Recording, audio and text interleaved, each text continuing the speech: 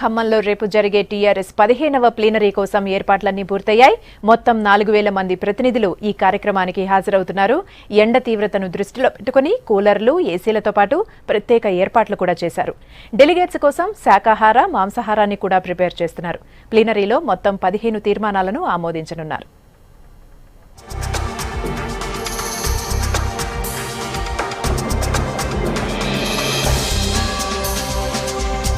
ఖమ్మం నగరం దగ్గరలోని చెరుకూరి గార్డెన్స్ లో టీఆర్ఎస్ ఆవిర్భావ వేడుకలకు ఏర్పాట్లు పూర్తయ్యాయి. ప్లీనరీలో 4000 మంది ప్రతినిధులు పాల్గొంటున్నారు.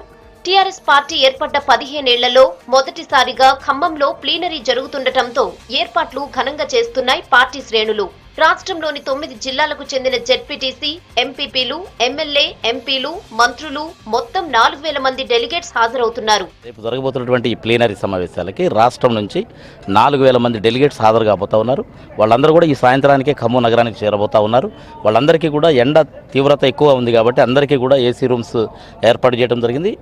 ఎవరెవరికి ఎక్కడ రూమ్స్ ఏర్పాటు చేసామో అందరికీ కూడా మెసేజ్లు కూడా ఆల్రెడీ ఇచ్చేసాము. వాళ్ళు డైరెక్ట్గా వచ్చేసి ఆ రూమ్లలోనే అకామిడేట్ కావచ్చు.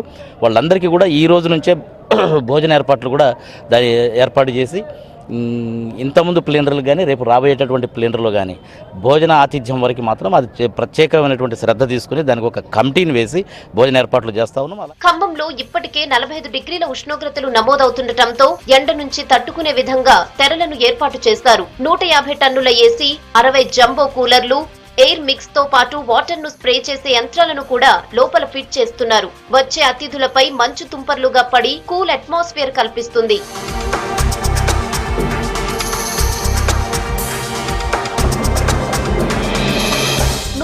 చదరపు అడుగుల వెడల్పు, 360 చదరపు అడుగుల పొడవుతో విశాలమైన ప్రాంగణం నిర్మించారు. పెద్ద వేదికను తయారు చేస్తారు. పార్కింగ్ కోసం 15 ఎకరాల ఖాళీ స్థలం కేటాయించారు.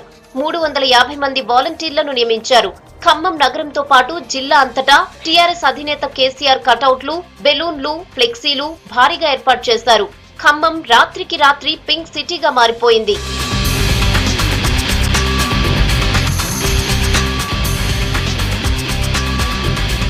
ప్రతినిధులకు ఆతిథ్యం ఇచ్చేందుకు స్థానిక నాయకత్వం ఆధ్వర్యంలో ప్రత్యేక కమిటీలు వేసుకున్నారు. రాష్ట్ర మంత్రులు కూడా ఖమ్మంలో జరుగుతున్న పనులను పర్యవేక్షించారు.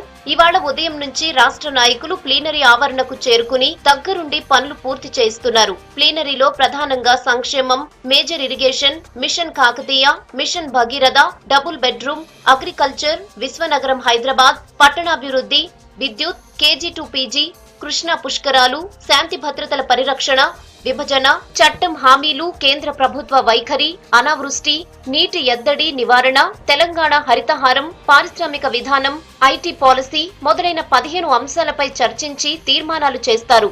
ప్లీనరీ ముగిశాక ఎస్ఆర్ఎన్ బీజీఎన్ఆర్ డిగ్రీ కాలేజ్ ఆవరణలో భారీ బహిరంగ సభ జరగనుంది. సీఎం ప్రసంగించే ఈ సభకు లక్షల మంది వస్తారని టీఆర్ఎస్ శ్రేణుల అంచనా. 4000 మంది ప్రతినిధులు, ముఖ్య కార్యకర్తలు, మండల పార్టీ అధ్యక్షులు కానివ్వండి, జడ్పీటీసీ అటువంటి హోదా ఉన్నవారు, కౌన్సిలర్లు, కార్పొరేటర్లు అందరూ వస్తున్నారు. మరి ఇవాళ ఇక్కడ వేడి ఎక్కువ ఉందన్న ఇక్కడ ఏసీలు కానీ అటువంటి కూలర్స్ అనేక పెట్టడం జరిగింది. రేపు ఉదయం ప్లీనరీ 10 గంటలకు మొదలవుతుంది. అందులో ఎటువంటి ఇది లేదు, మొత్తం యంత్రాంగం పనిచేస్తుంది. ఇక్కడ వచ్చే అతిథుల కోసం రకరకాల వంటలను తయారు చేస్తున్నారు. శాకాహారం, మాంసాహారంతో పాటు బోలెడన్ని వెరైటీలు వండుతున్నారు.